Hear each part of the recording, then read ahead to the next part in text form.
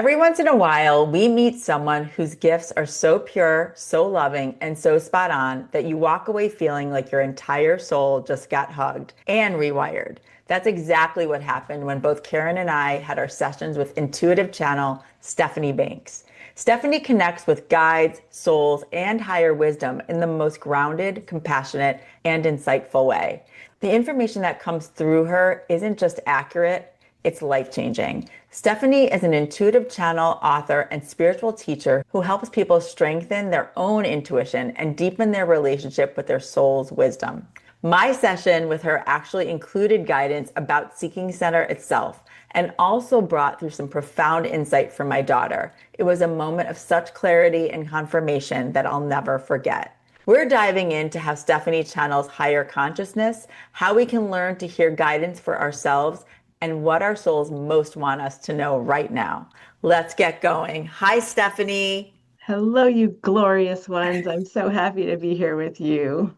Oh, we've been looking forward to this conversation for a long time. The sessions that you gave to Robyn and I, they're life-changing for both of us. It was energizing, I think is the word I would use. It was like no other. So maybe that's a good place for us to start for people who are listening now. What does it mean to be an intuitive channel? How do you define that? Let me define how I language channeling. So, channeling is to me connecting to divine energy and divine wisdom.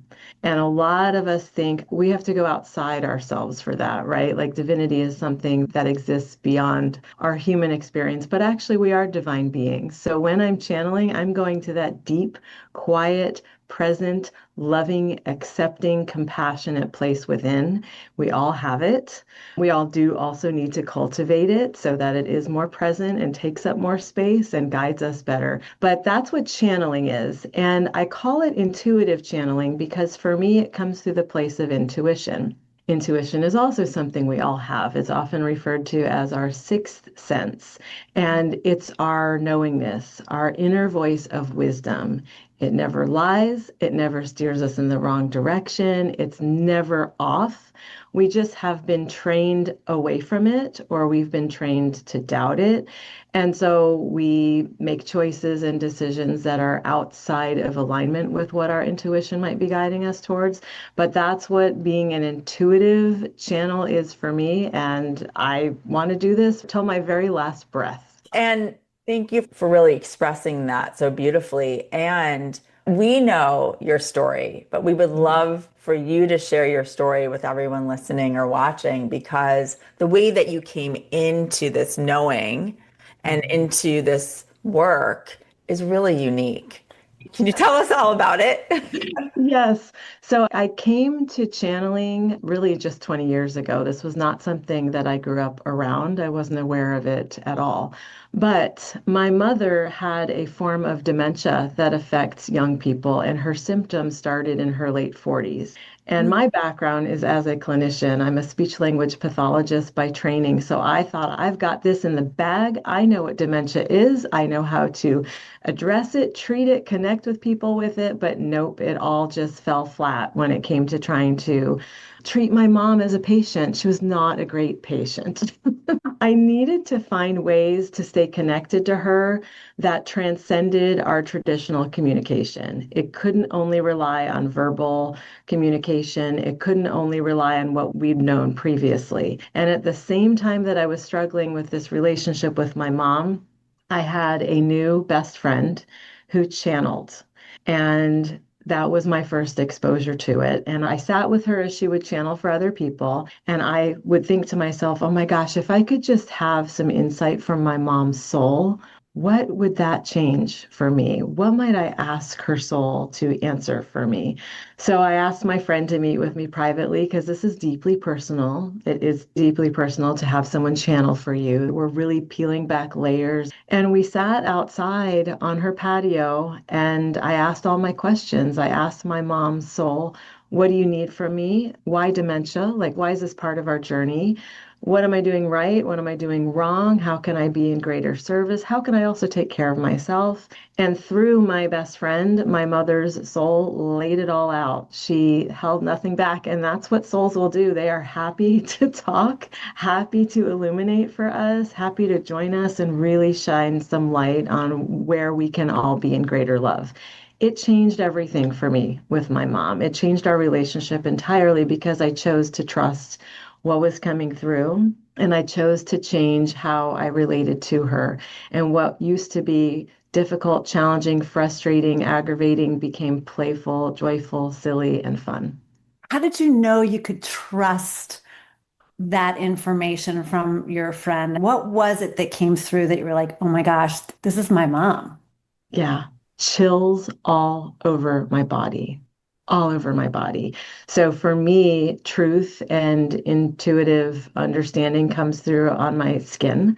People will call it goosebumps, chill bumps, angel bumps, whatever bumps you want to call them. I was bumpy. Totally.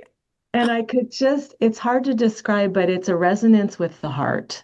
And I recognized the essence of what was coming through as how I knew my mom, how I experienced her. It might not have been always the exact language she would use because it doesn't mean that she wasn't required to present herself only in the personality that I know her as. When we go to the soul level, we're peeling away the personality oftentimes. The soul doesn't carry the same personality every lifetime, right? We get to have fun with that and experiment with that. We don't carry the same gender in each lifetime that we choose to come forward. So I could just feel it in my bones that this connection could be trusted, that what was coming through was her essence. And then I also have the option, like if I'm not sure, I can test it out a little bit and see if there's an improvement in the way we relate. And if there is, then that must have been her soul.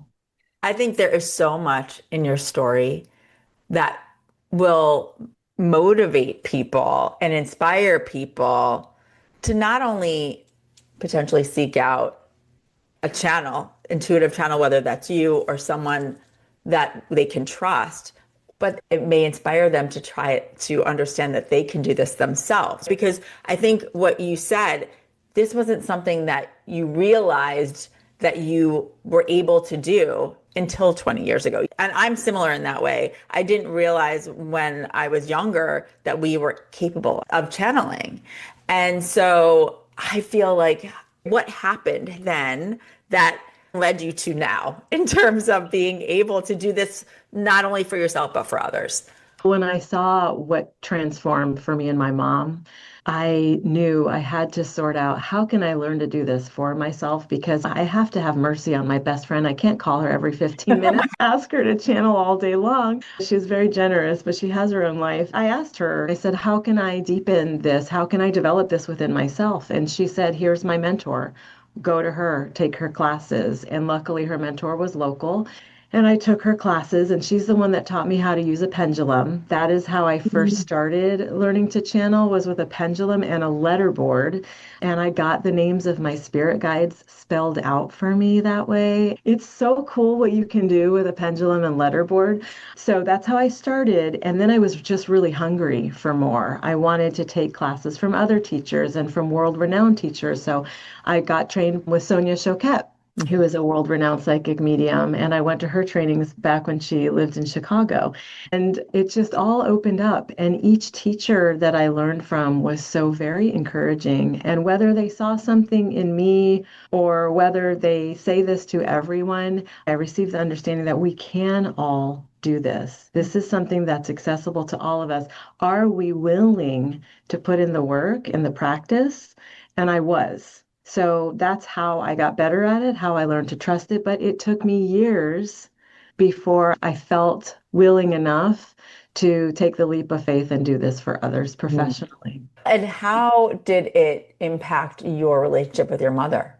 So instead of sitting at a table having completely empty and non-connected conversations, we would just get up after dinner or something, go to the kitchen, and we would literally dance around the kitchen island. And I would sing songs from my childhood, and she would pump her arms. And we might not be saying anything of any depth, but that wasn't actually the point. What channeling allowed me to see was that I have this very finite period of precious time with her. How do I want us to experience the space together? And in her soul communication, she said to me, she suggested, can we just have fun? Can't we just be more playful? Why do you keep trying to yank me back from my reality when actually it's better than yours? That's what her soul said to me. Wow. What a profound, different way of being able to look at her. I Yes. love that. You were talking about the goosebumps, and Rob and I talk about that a lot. It is one of those little feelings that you get when connecting. Can you talk about what it feels like to be a channel and what you're tapping into? Is it a frequency? Is it another energetic realm? Like for people who can't picture what exactly this experience is like for them, but also for you, how you actually tune in. So, channeling actually requires us to step aside to make space for truth, for love, for divine energy, for essence, for souls, spirit, whatever you want to call it. And this is actually what takes the work, right? So, most of my work is not what happens when I show up in a channeling session, but it's what happens in between. I have to prepare myself, I have to maintain as high a vibrational frequency as possible. That is the best news ever because everything that creates a high vibrational frequency within each of us individually feels amazing. So let me start with my list.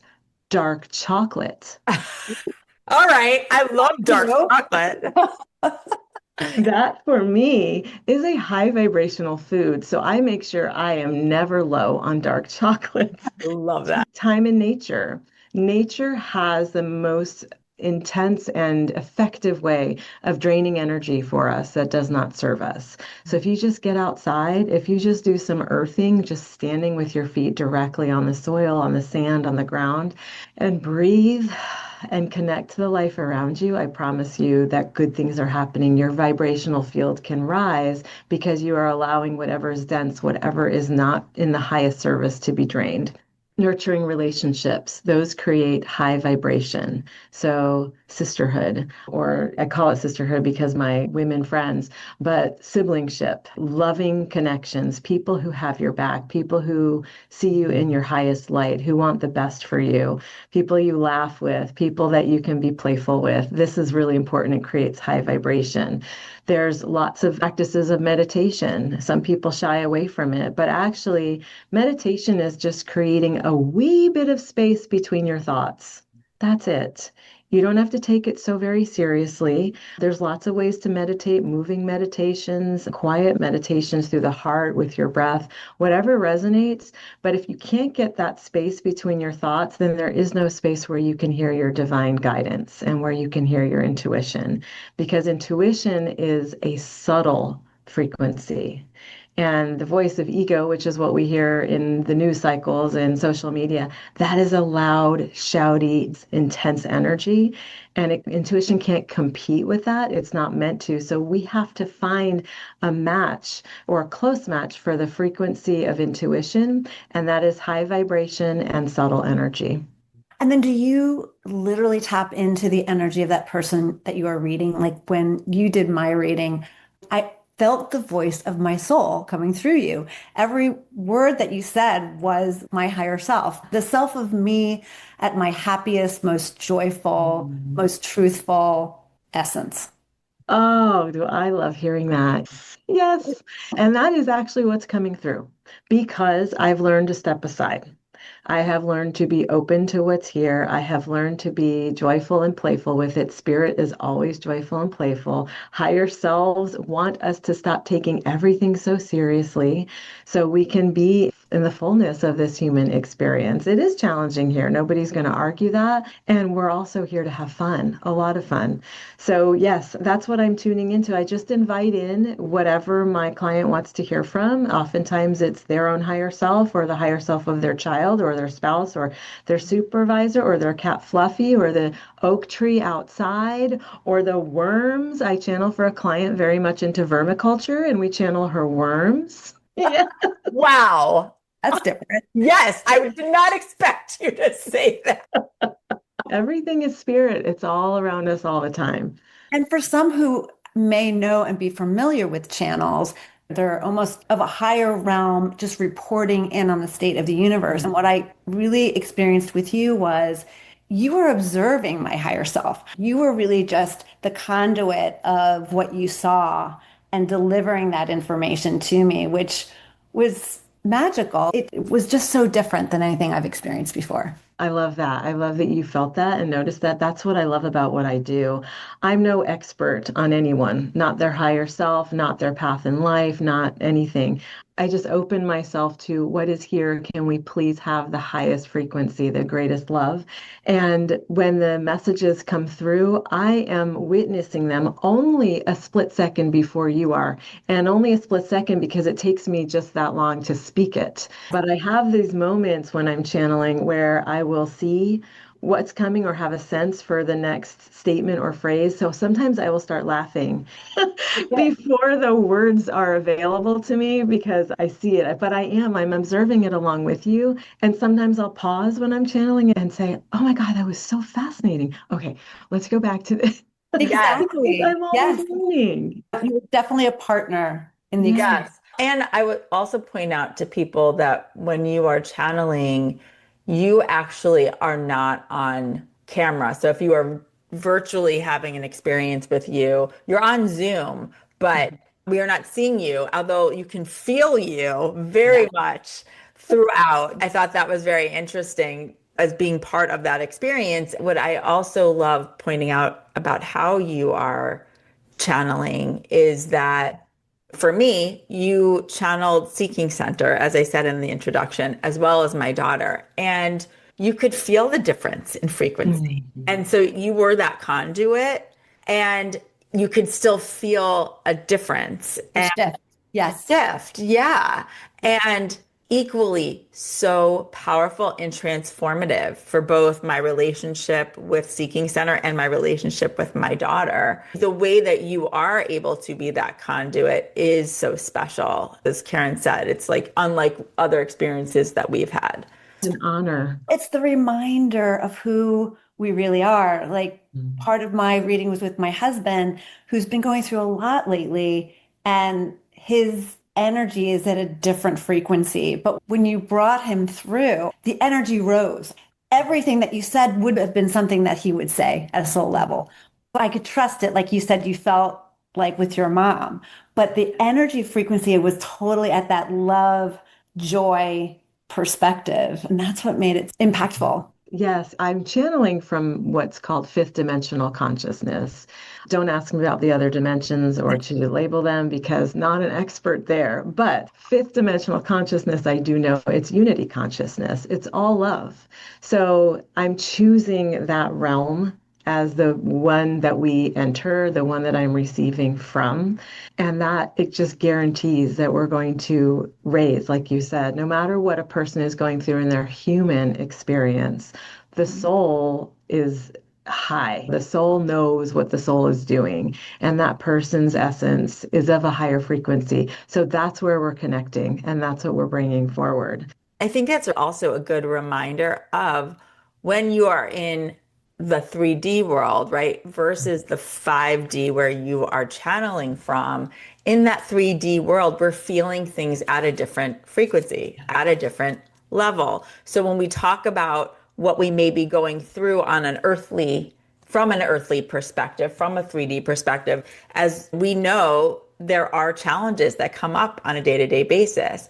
But it's recognizing that we can receive information from a different frequency and also implement that into our 3D world. Like that opportunity is there for us on a daily basis as well. Yes, absolutely. And I have come to really rely on it personally for myself. But I never want to give the impression, because sometimes people make the mistake of thinking that because I channel, I somehow live some etheric life. Oh, no. Exactly. That's what I'm trying to point out. Right before we started this conversation, the three of us are like, damn, this has been a tough week. You know what I mean? It doesn't mean that like life is perfect. Yeah. Exactly. Nor does it mean that I'm always in a spiritual mindset, because I have my own personality, which I like very much, but she presents me with some challenges too, attachments and disappointments, etc. So we're just all doing our best. And this happens to be something that I touched into, I believe, by luck, by a truly organized, benevolent universe opened this door for me. And so I'm so happy to share it and to teach it, because every single time someone else is released into the world with their intuition connected and their belief in themselves and their access to channeled messages from the greatest love, the planet is better off. Isn't that the truth? How do you channel for yourself, Stephanie? Can you do that? Do you actually tap into certain angels and guides for yourself regularly? So I don't sit with my crystals the way I do in a formal session, but my guides pester me in the cereal aisle of the grocery store and in the shower and as I'm driving. We're in constant communication, and that's how I channel for myself. Or like my mom, she's on the other side now, but she communicates to me through birds. And it's been incredible stories of birds that she sends my way and at the most unbelievable times. And if I'm curious about what that particular bird message is, I can just ask her outright, is this you? Chills. Okay, what do you want to share with me? And then it comes through. Wow. And I just go back to the fact that you thought about reaching out to her soul because of the condition that she was in. And I know I personally can relate to that. Like I have a mom who's cognitively declining, and it never really occurred to me to talk to her soul. And so I know that's just one example. And there are so many ways to use this, but that's so beautiful and in the way that came to you. And then that it ignited this other part and path for you. So I think it just gives us so much hope as to you really don't know where your life is going to take you. You know what I mean? That is for sure. Yes. Are there ways that you can suggest, even for those of us who are curious about dabbling and trying some of this work for ourselves, on how you can do that for members of your family that you're worried about, or just simple things that you mentioned earlier, some of the things that you do? I'm happy to have the chocolate outside with my feet on the ground, if that's what you think is the best way to start. But I'm just thinking, for those of us who are so curious about this and our own abilities and might want to just try tapping into it, are there certain things that you would suggest we do? Yeah, so you have to start with self-love, self-care, self-compassion. You have to, because again, if you attempt to channel someone and you are cranky, grumpy, tired, irritated, overworked, guess what you're going to get? That sort of message. I'm using it loosely because likely it's something that your thinking or ego mind is creating. So don't waste your time doing that. But do invest in yourself, your sweetness to yourself, your kindness to yourself, your compassion to yourself. It makes you a point of attraction for whomever you're worried about, whoever you love, to come for their essence, their energy to lean in to you. Just think about how if you're out and about at the grocery store and you're standing near someone and you don't even have words with them, sometimes you can feel their energy field. Sometimes you want to shrink back and be like, whoa, you need a little more space. Or the opposite, you might want to lean in. So be aware of what vibes you're giving off. I think that what is most important is if you have deep concern about someone in your family or someone very close to you, there's also a high likelihood that you have attachment to any message that would come through. That makes you not the greatest channeler for that. It's like we get into habits and behaviors and we don't really see what those are until we go to an awesome therapist or a great coach or someone who can see beyond that. So that's the purpose of professional channelers. But if you want to start somewhere, start with your higher self. And start with your angel team. If you have angels that you connect with, and start with your spirit guides instead of going to another living being that you are in relationship with, because that gets sticky. Like I said, we have attachments, we have expectations, and that will crush your ability to really discern what is true and what is hope or what is wishes or what is your own stuff. So start there, start with yourself. And the way you start with yourself, I would guide everybody to begin with writing. There are so many automatic writing protocols and prompts that you can utilize, and you'll just find, if you're open to it and you practice it enough, your pen will flow over the page and you are not planning it and you are not thinking it, but something is guiding you. Don't edit. Don't even look at what's coming through. Just let it keep going and flowing, and then look back and see the wisdom. That's where I would start, is with automatic writing. How do you differentiate someone who would be starting from what your ego is and your soul? They feel so different in the body. So I always like to use the body as the reference point for what feels true or right or off or wrong. And because, again, it doesn't lie, there's no way for the body to signal us wrongly. So when you feel constriction, tightness, like you want to shrink back, it feels cold, you want to move away, that is the thing that's not for you or not your truth or whatever it is. But if you feel expansiveness, a curiosity, an open-heartedness, a warmth, and you want to lean into that, there it is. There's your soul, there's essence, there's truth. And this process of discernment is crucial because you can see it in the field right now, the field of words or news or cycles, social media or otherwise. There's so much misinformation, disinformation, intentional misleading. It is getting harder and harder to discern what's true, but you can always bring it through the body and tell that way. So good. And one thing that you brought up earlier that I just wanted to touch back on is the pendulum and the letterboard. Yes, talk more about that. Okay, good. I love it. So let me see if I have a letter board on my table. So I have this Oh, one beautiful. custom made by a client of mine who has an Etsy store. This is not a plug for her. I'm just telling you where I got this. And of course, tree is my spirit animal. So I have a tree in the center. But a letter board is basically just all the letters of our English alphabet. You can do it in other languages if you wish. And I have numbers along the bottom. And you center your arm on the table, stabilize it. You center your pendulum, for me, over the midpoint of the tree. And you might ask, to start off real simply, you would start with yes or no, establishing what is your yes answer and what is your no answer, and get really consistent with that. When that's consistent, you start asking simple and then gradually more complex yes and no questions. So you'd start with, is my hair brown? Am I sitting in a chair? Is it raining inside this room? Things that you know the answer to. And then you can gradually go to, does it serve my highest good to stay in this relationship? Get a yes or a no. Does this particular school serve my child's greatest good to attend next year? So there's lots and lots of ways. Almost every question can be asked in a yes or no format. So once you get really solid with those answers with your pendulum, you can ask a whole bunch of things and trust in the response. And then eventually you move to the spelling of things. So maybe you want to know, is there an ancestor present with me right now? Your pendulum would swing yes. Amazing. Please, can you spell your first name for me of this ancestor? And then you wait, and the pendulum will swing letter to letter to letter. This is not for the impatient. Okay. Duly noted.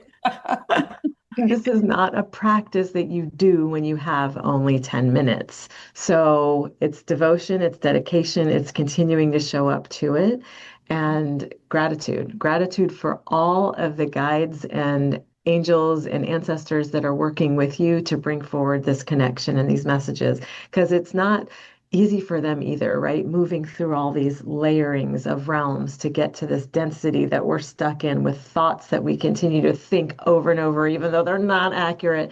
So yes, it's a process. I'm so excited to try using a letterboard because Karen and I both like using pendulums, but we've really only used it with the yes.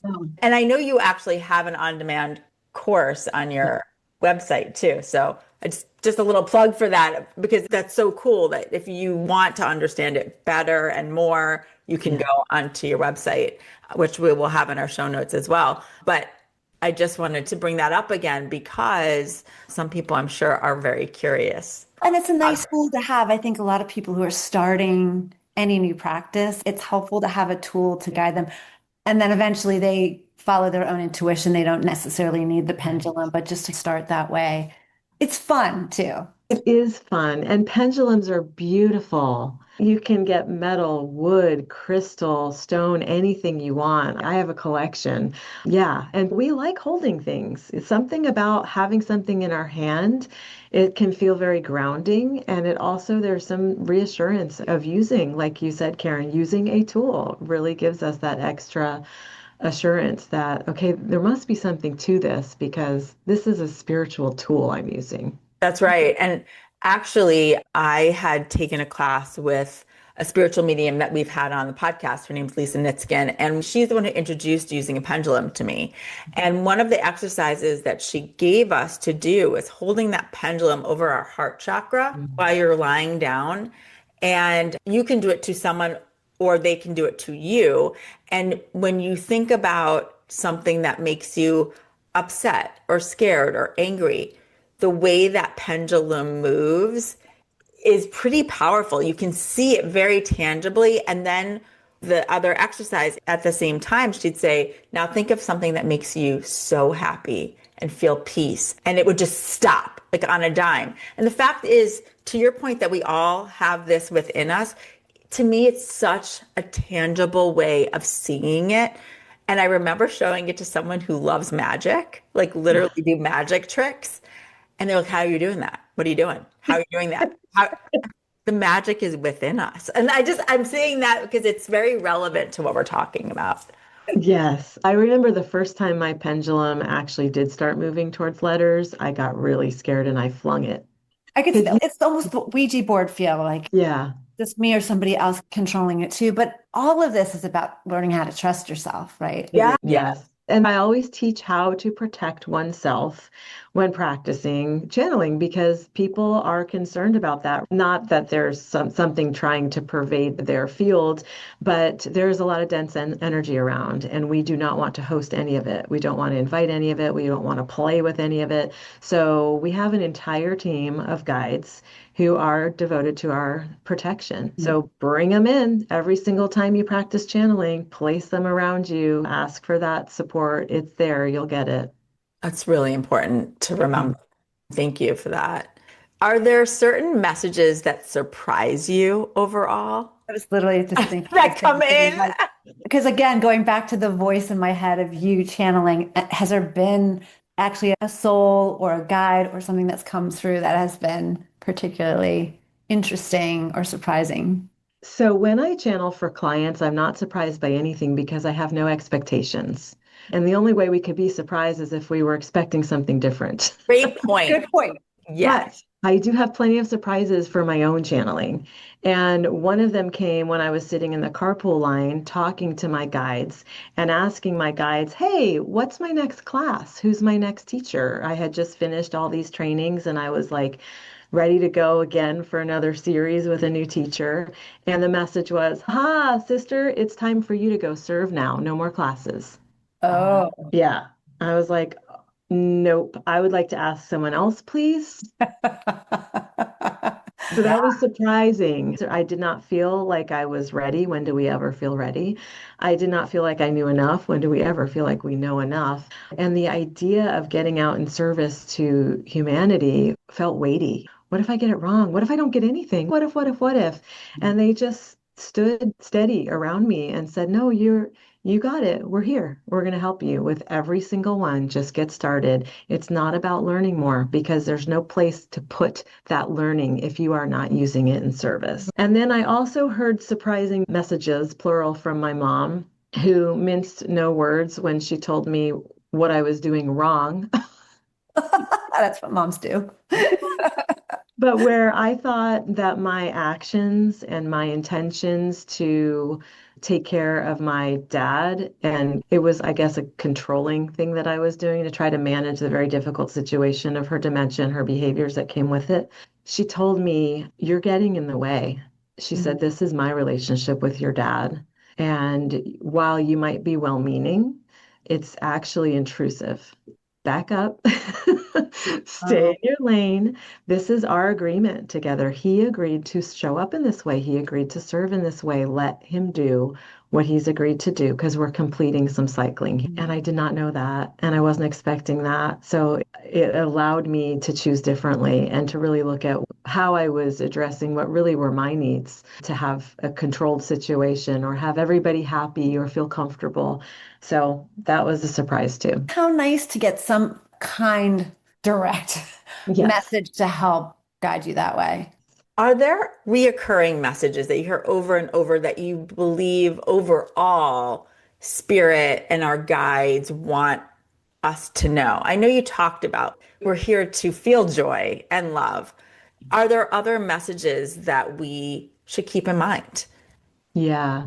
So this has to do with how I'm assembled as a soul, but I am very connected to the natural world, animals, trees, really all life forms.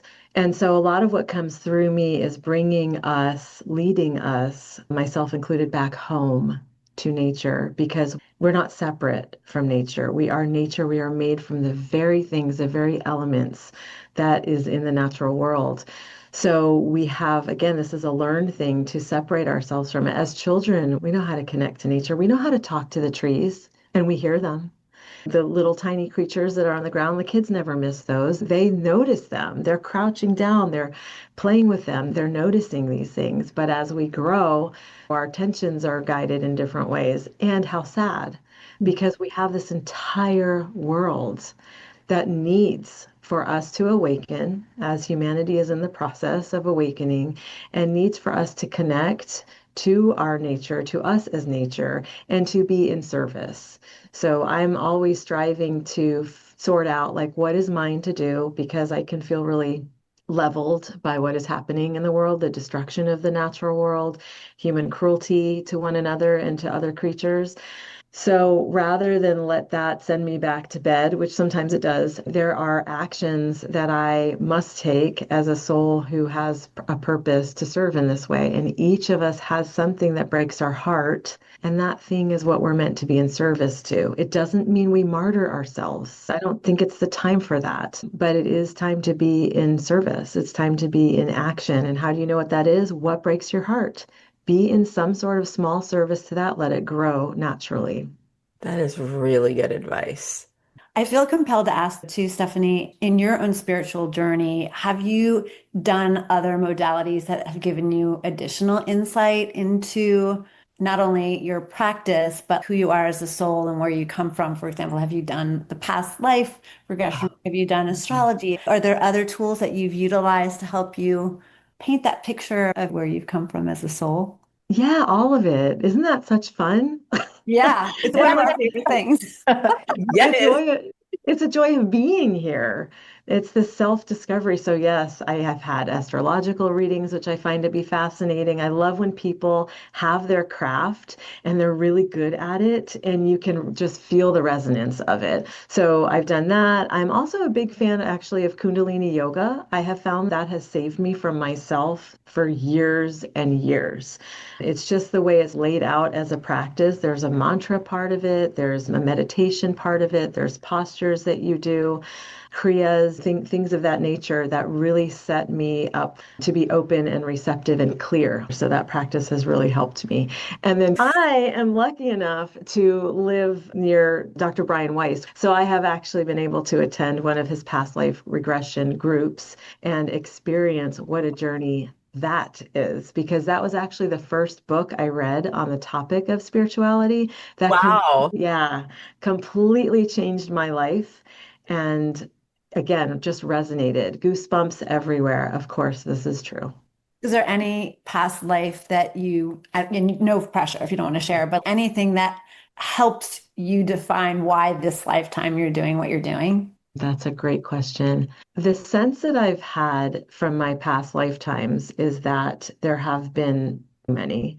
So nothing is really new to me as a soul anymore, which doesn't make it boring. It actually makes it textured. I get to have more freedom now with choosing something. I'm not necessarily having the experience exclusively for the purpose of growing or learning something for the first time, but maybe refining.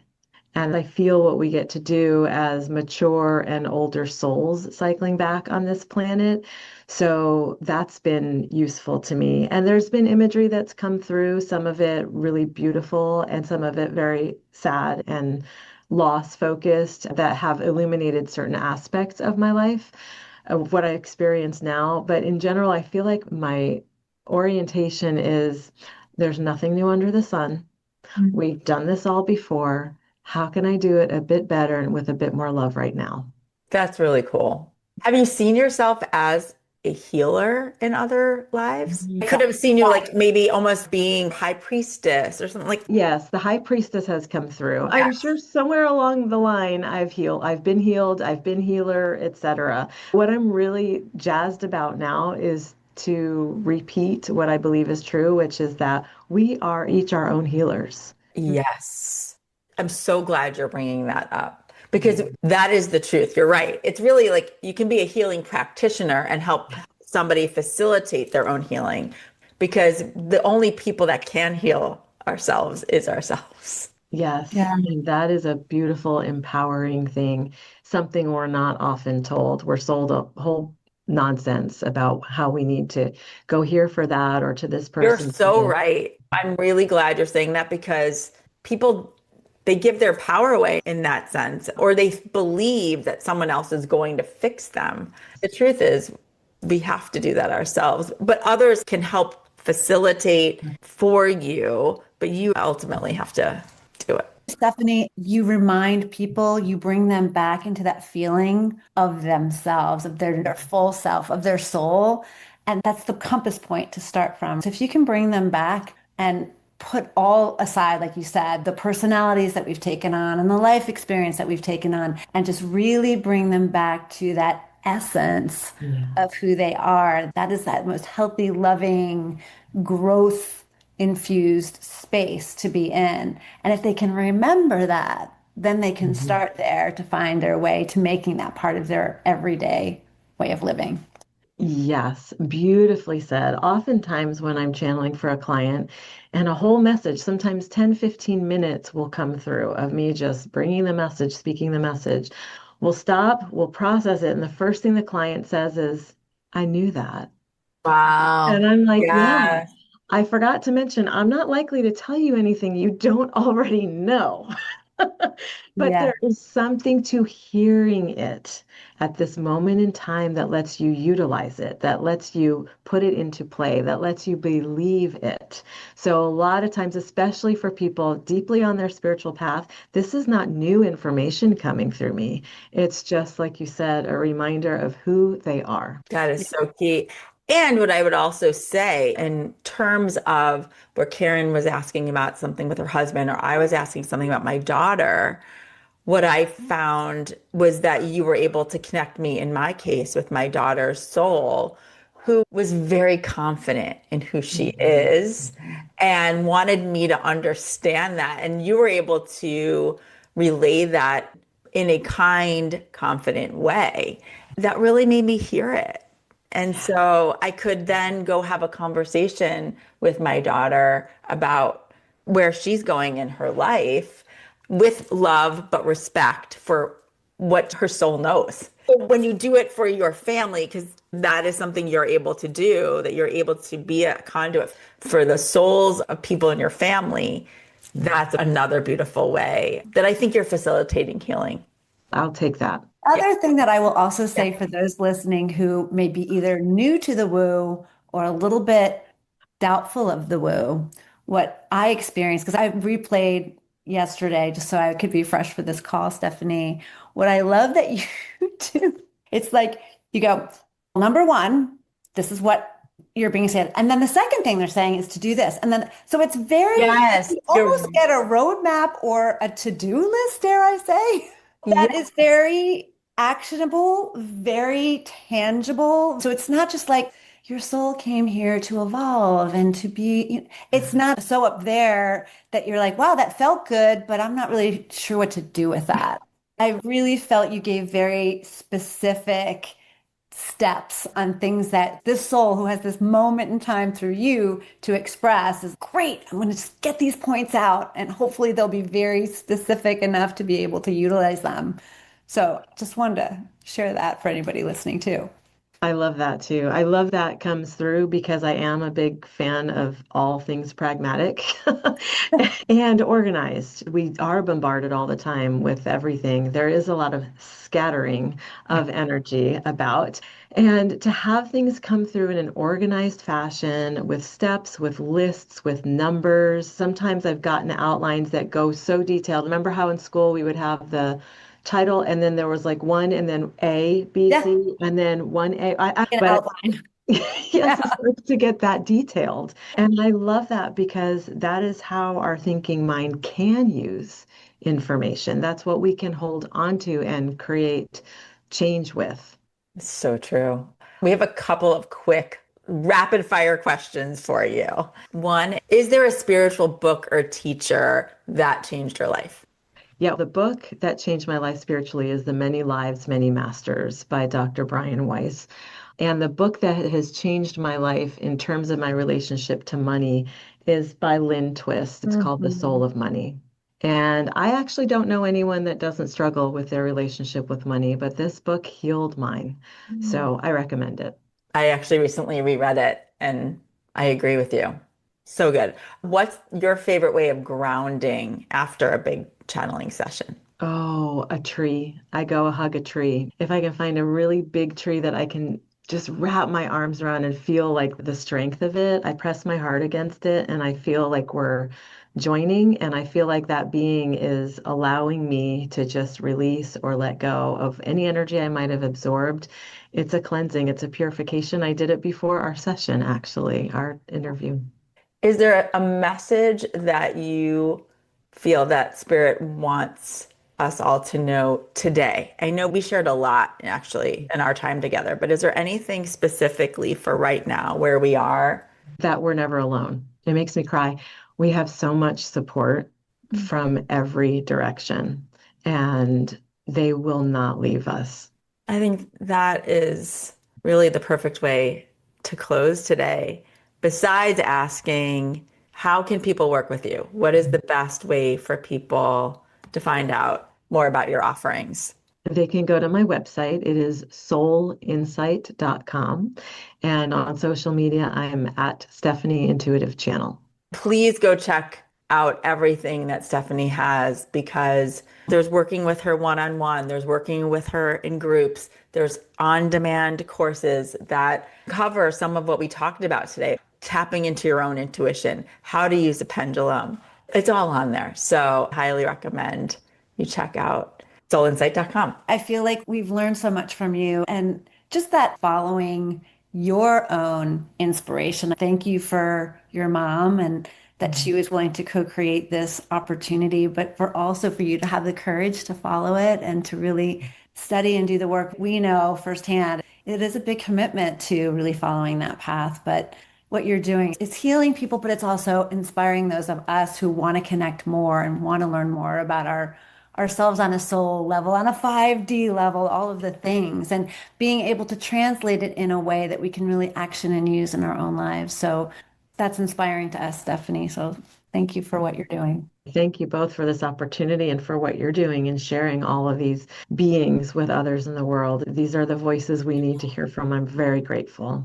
Thank you.